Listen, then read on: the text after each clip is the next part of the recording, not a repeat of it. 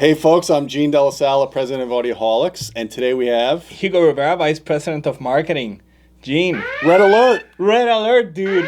We're in red today, and you may be wondering why. And the reason why is because we're going to do some major myth busting today. So we figure we'll go ahead and wear red. Red alert. That's right. That's right.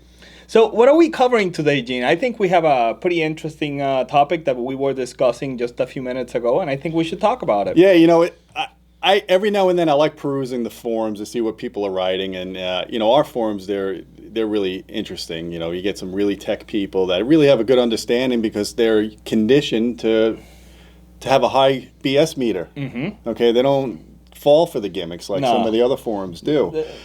They're trained. They're well trained. They have read the literature in Audioholics, and they question things. Yeah. So Marshall just did a fantastic job covering the DTSX press event that they had. And I was curious to see if anybody was talking about it. And of course, I did a Google alert search and AVS forum came up and they started talking about our coverage. But rather than, saying, hey, great job with the video, they were bashing us again.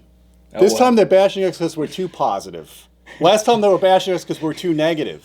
We have an agenda. Oh, DTS, we're pro DTS and anti-Atmos. How could you be pro or anti either? It's a freaking technology you put on a receiver and you get surround sound. That's it. But it's a sensationalism. Oh, look, we're sensational.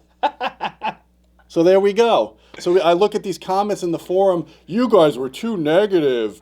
Atmos reflection is the greatest breakthrough in 20 years. Yeah. Not. If that's the greatest breakthrough in 20 years, I hate to see what's not a breakthrough. God. If your standards are that low, that bouncing a speaker off of a ceiling is the most innovative idea that's ever happened, then I'm sorry to say, guys, you're in the wrong industry. Have people forgotten, basic physics? They haven't learned basic physics to forget the physics. I think that's the problem. That's why marketers get away with murder. Yeah, so, we did some great coverage for DTS, and we were nice. We heard all these great features that they're going to offer, like dialogue enhancement, ability to increase the dialogue without increasing the center channel volume. That's something that a consumer can really benefit from. Mm-hmm. Because a lot of times you listen to these mixes, even Steve Wilson was talking about in his Blu-ray mixes, you can't always hear the center channel as loud as he would like it because he gets bleed over. Right. And how he does the mixing, right? Mm-hmm. So imagine if you were in an object-oriented type of surround mix and you could just increase the dialogue level. Mm-hmm. Dolby was supposed to do that, but it's never been offered as a feature. I talked to the receiver manufacturers. Their next-gen products that are coming out in 8 months, it's not even on the plate, okay? So DTS is claiming that this is going to happen right away, right out of the gate. Mm-hmm. So if that's true, then that, to me, is a leap forward in the right direction of usability because you could still take advantage in a 5.1 setup without adding more speakers. Right. A real beneficial feature. Super beneficial, Gene, because as we know, adding more speakers to a 5.1 is a tough proposition for the average consumer. And exactly. And we talked to regional sales managers that rep the entire Southeast Florida, $65 million business, folks. Guys that are selling Harman, Revel, Yamaha. 95% of Atmos receivers being sold today are being used for 5.1. Okay? End of story. So Atmos and all this immersive surround sound is a niche. Like it or not, don't shoot the messenger.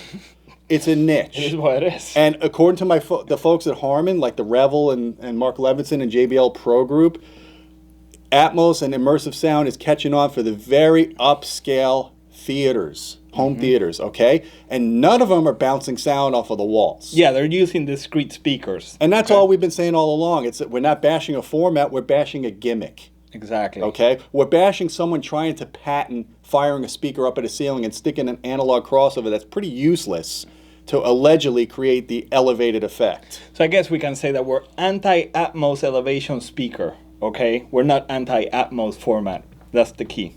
Yeah, this is going to create more flack, of course. They're gonna hate us more. Haters are going to hate. That's it. Haters are going to hate. But you know what? If you're getting haters, it's because you're doing something good. Well, allegedly, right? Yeah, exactly. So, we're not flashing Dolby Atmos banners all over our site. We're not flashing any of these We're format agnostic. We're not putting these guides together. Dolby Atmos showcase, sponsored showcase. Now, to me, that seems like there's an agenda there, in my Exactly. opinion. But you know, I'm not here to discuss that. You guys decide that. The point of the matter is we're reporting on what we know about these formats. We're reporting on how we think these formats are going to be implemented in the home and if they're viable to be implemented in the home. And you know what, Gene? At the end of the day, do you think that the industry has the budget to be implementing these formats at the recording level? That's a tough one. That's a good point. I mean, we know for a fact that the music industry never.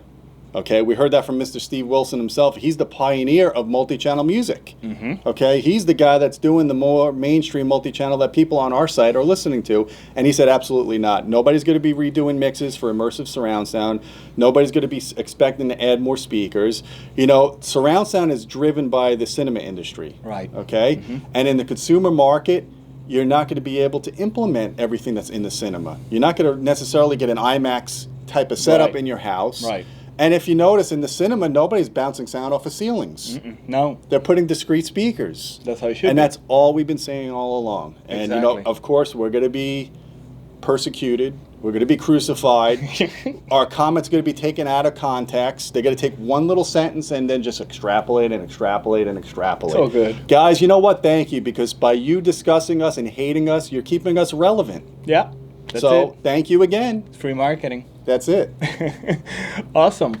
Anything else to add, Gene? I think we've said enough in this video. I think we've had a good little fun here. I hope you guys enjoy it. Awesome. You know, last thing I like to know is, you know, now in all seriousness, now you know about Atmos, you know about Oro, you know about DTSX.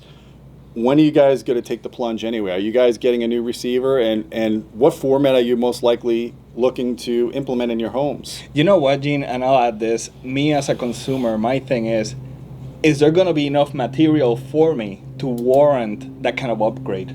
Well, you know, Atmos is starting to release some more movies. It's not just Transformers and Teenage Mutant Ninja Turtles. You know, they've got a couple of more movies coming out. DTS, we don't know. And here I am. I'm not pro DTS. We don't know anything about what DTS is going to offer. We do know that their licensing is licensing free, which opens up tremendous possibilities. I didn't even know they were going to get back into the cinema market. Yeah. To me, that's exciting. It is exciting. Because now they're going to be renovating theaters to incorporate DTSX, allegedly. But we don't know the software that's coming out for DTSX yet. Yeah, we have no clue. So I don't know. I can't answer that question. We know for a fact that you're not going to get Atmos music. You're not. Oro 3D music, yeah, we got 2 discs. And they're from like Oingo Boingo. I mean, come on. It sounds cool, but you know, you're not going to get like mainstream music in Oro 3D. And quite frankly, I don't know where Oro 3D is going. Because Well, the implementation, for one thing, seems to be very expensive. it is, because now you got to add another layer of height channels all around you, you know, the front, the back, and the voice of God if you're religious and you want to have that experience. It's up to you guys. I mean, I know there's going to be the upscale theaters that people are going to gravitate towards. Just realize in a lot of cases when you're using these new formats, you're going to be using the up mixer and it's not going to be the discrete representation in most cases right now. Exactly. So- Awesome. Well, I think we have said more than enough. If the Spanish Inquisition will be still up, we'll probably be burned at the stake right now. That's right. It's a witch hunt. The Blair Witch Project. Awesome. Well, guys, thank you so much for listening. And, you know, if you're not subscribed to our channel yet, feel free to subscribe by clicking on the button below. And also let us know what you think of this video. If you like it, click thumbs up and share it with your friends. I think we need a different call signature at the end for this video. We should say stay surrounded. How about that? Stay surrounded. Stay surrounded. Thanks, guys.